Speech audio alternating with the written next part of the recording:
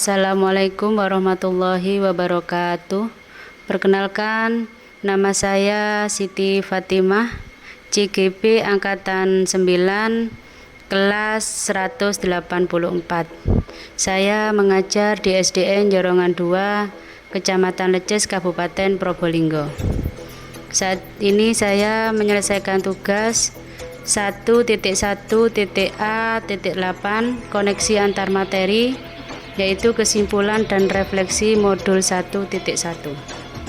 Untuk soal yang pertama, yaitu apa yang Anda percaya tentang murid dan pembelajaran di kelas sebelum Anda mempelajari modul 1.1.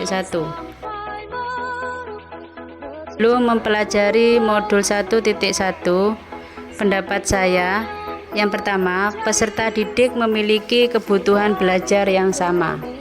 Kedua, guru merupakan pusat pembelajaran, yaitu kita sering menggunakan metode ceramah. Yang ketiga, lebih mengedepankan aspek kognitif, yaitu nilai akhir dari pembelajaran. Yang keempat, pembelajaran harus seragam untuk seluruh siswa. Jadi saya menggunakan pembelajaran jika jumlah siswa 40, maka semua harus mengerjakan tugas yang sama. Yang kelima, cara mengajar biasanya menggunakan pembelajaran yang monoton. Untuk soal yang kedua, apa yang berubah dari pemikiran atau perilaku Anda setelah mempelajari modul ini? Setelah saya mempelajari modul 1.1, yang pertama, peserta didik memiliki kebutuhan belajar yang tidak sama antara satu peserta didik dengan peserta didik yang lain, sehingga strategi yang digunakan tidak sama dengan peserta didik satu dengan yang lain.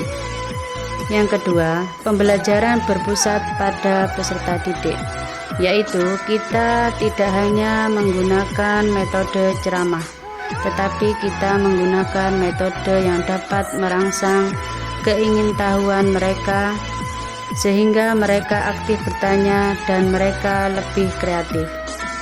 Yang ketiga, lebih mengedepankan pendidikan budi pekerti, yaitu kognitif, afektif, dan psikomotorik. Jadi, kita tidak hanya mengedepankan pengetahuan saja, tetapi juga afektif dan psikomotorik anak.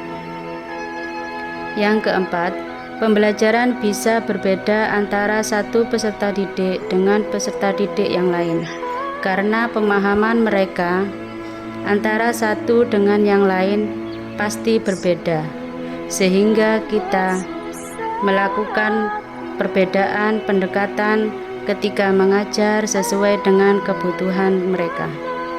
Yang kelima, cara mendidik bisa menggunakan contoh pembiasaan, pengajaran, perintah, tindakan, pengalaman lahir dan batin, sehingga pembelajaran lebih bermakna. Jadi, tidak hanya perintah, melakukan dan memberikan contoh, tetapi siswa bisa belajar dengan pengalaman sendiri, sehingga belajar bisa lebih menyenangkan.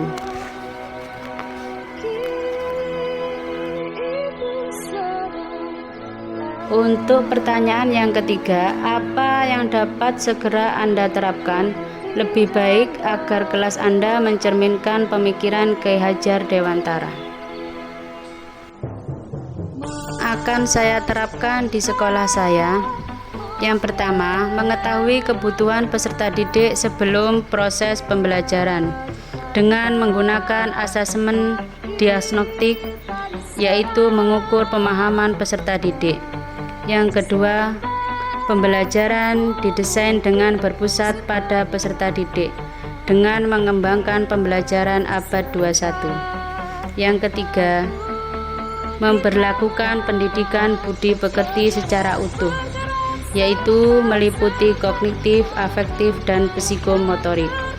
Pendidikan budi pekerti harus diterapkan agar peserta didik menjadi peserta didik yang berkarakter. Yang keempat, lebih memperbanyak pembiasaan dan pengalaman. baik pengalaman lahir dan batin, sehingga proses belajar menjadi lebih bermakna bagi peserta didik.